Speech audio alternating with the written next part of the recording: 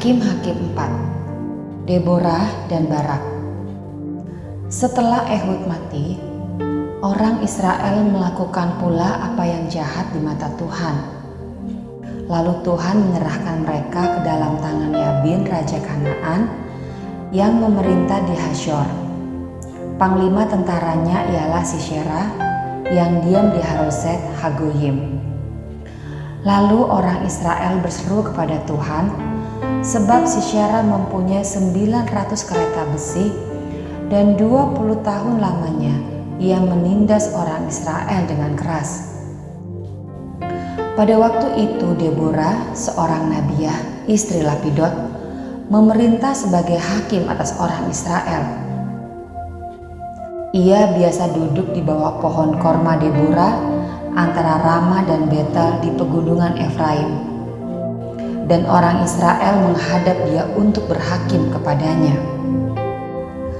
Ia menyuruh memanggil Barak bin Abinoam dan Kedes di daerah Naftali, lalu berkata kepadanya, "Bukankah Tuhan Allah Israel memerintahkan demikian?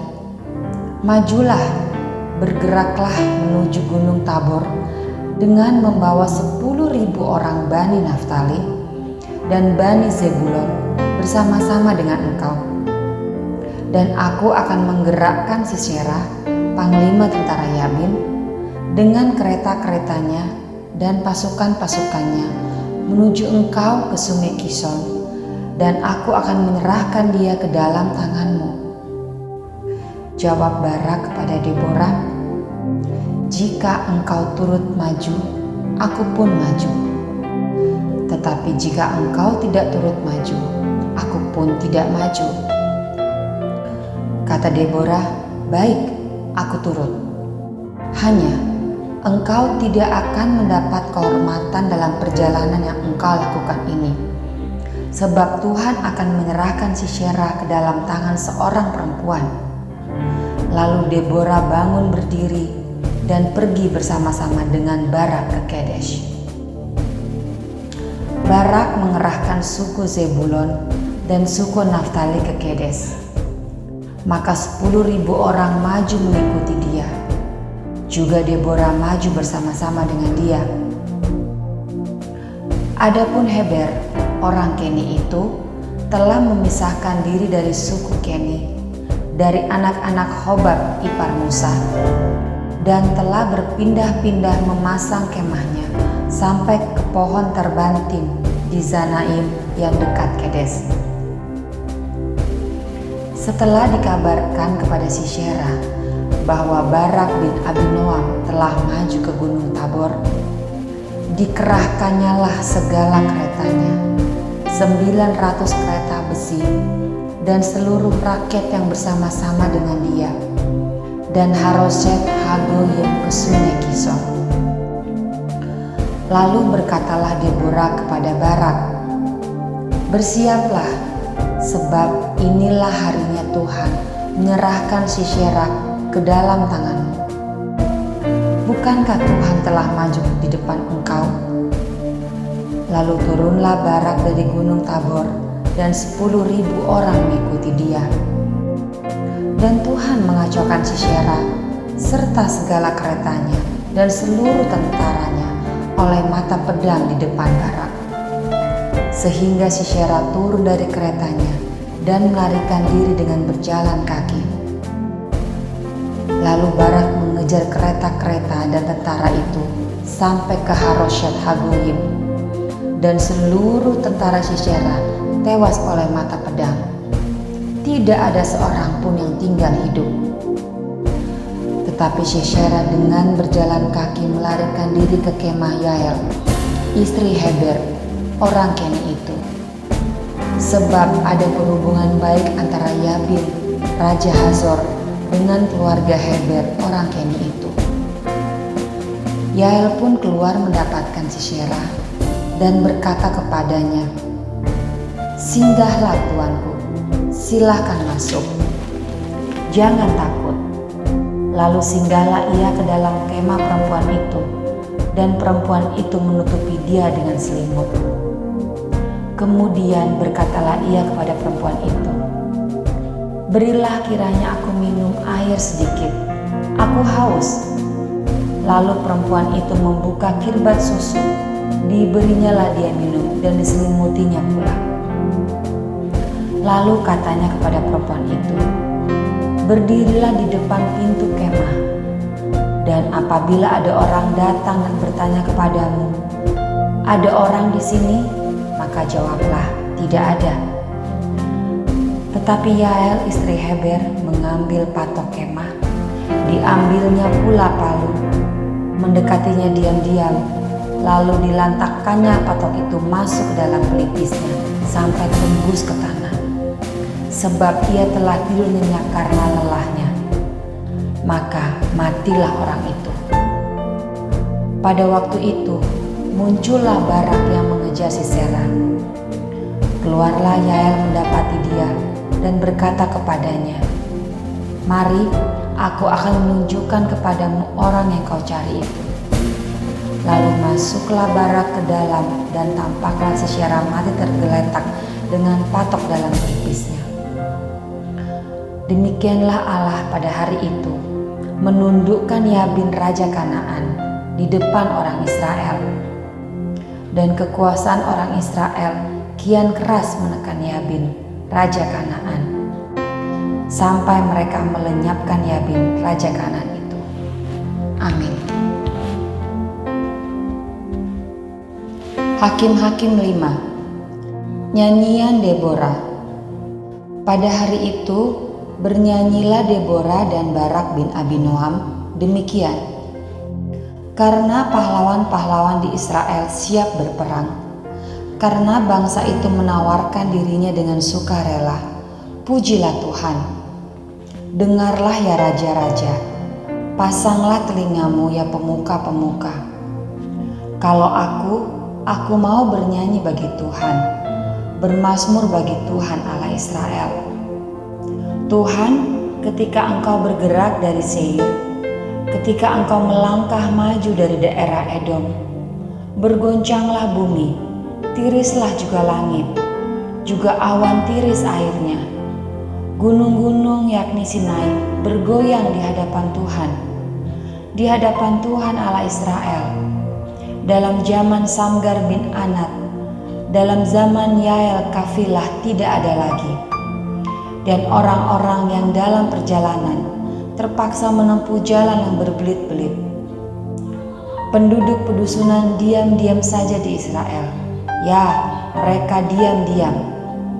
Sampai engkau bangkit, Deborah, bangkit sebagai ibu di Israel. Ketika orang memilih Allah baru, maka terjadilah perang di pintu gerbang.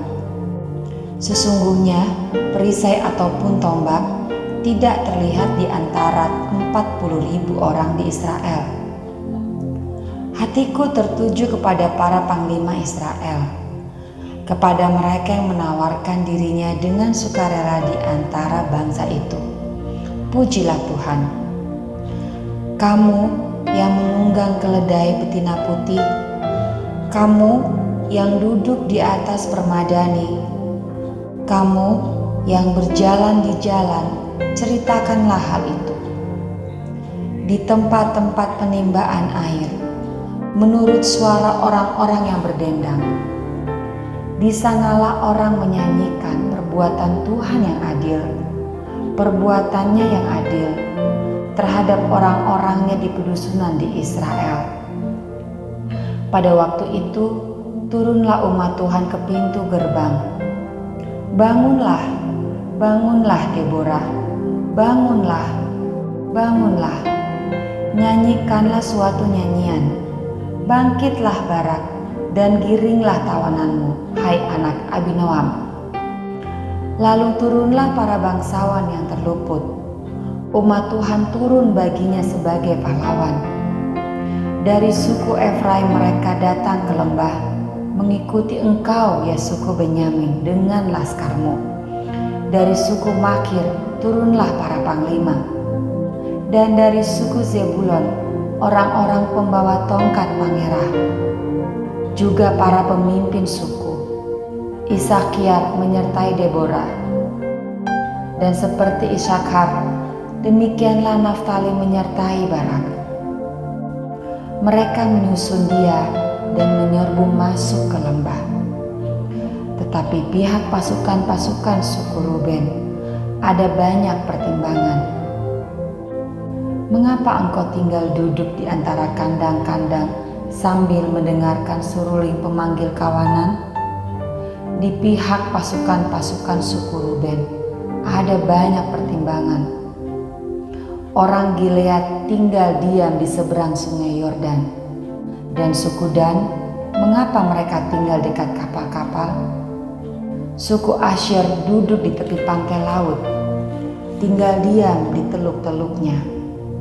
Tetapi suku Zebulon ialah bangsa yang berani mempertaruhkan nyawanya. Demikian juga suku Naftali, di tempat-tempat tinggi di padang. Raja-raja datang dan berperang.